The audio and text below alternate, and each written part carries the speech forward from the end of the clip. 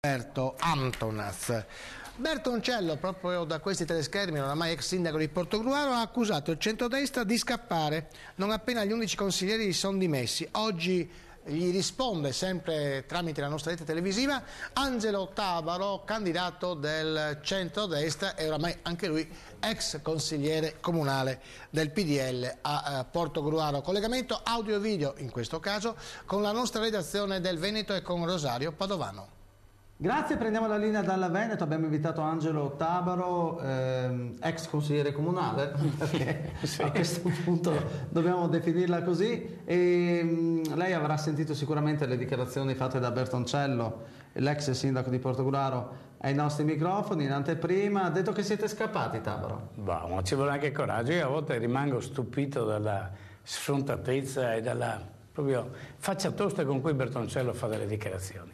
Dice che riconosce, che ha riconosciuto la nostra vittoria, e questo riconoscimento praticamente è stato costituito da un ricorso al TAR, un ricorso al Consiglio di Stato che ha bloccato le attività del Consiglio, per cui anche l'altro discorso che il Consiglio non si è tenuto nei tempi per colpa perché l'opposizione, che eravamo noi, lo impediva. Non è vero, perché è evidente, con il ricorso al Consiglio aveva fatto bloccare le attività.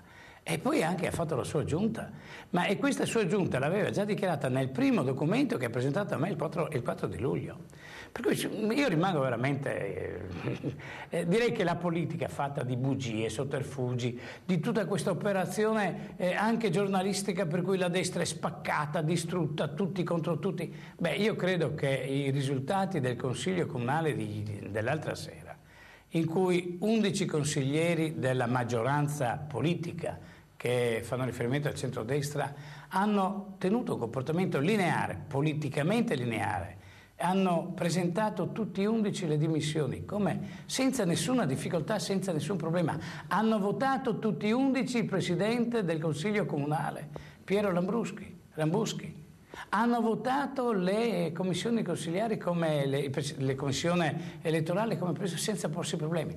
Il problema vero è che Bertoncello ha paura che il commissario vada a vedere, a controllare, a guardare le carte di 20 anni di amministrazione di sinistra. 20 anni di amministrazione di sinistra senza controlli. Ora è chiaro che la geografia politica veneta sta cambiando, insomma. C'è questa diatriba tra la Lega e il PDL che sembra evidente e rischia di creare delle ripercussioni anche nel centrodestra a Portogruaro. Ma perché deve creare ripercussioni?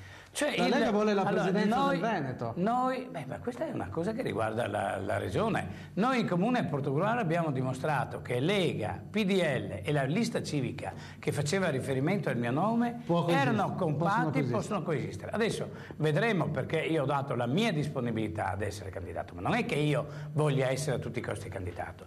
Voglio dire una cosa, io a Bertoncello, in Consiglio Comunale, io ho detto: guarda che l'agonia non fa male a nessuno, per cui l'onestà intellettuale, l'onestà morale di un politico è quello di guardare quello che è il reale interesse.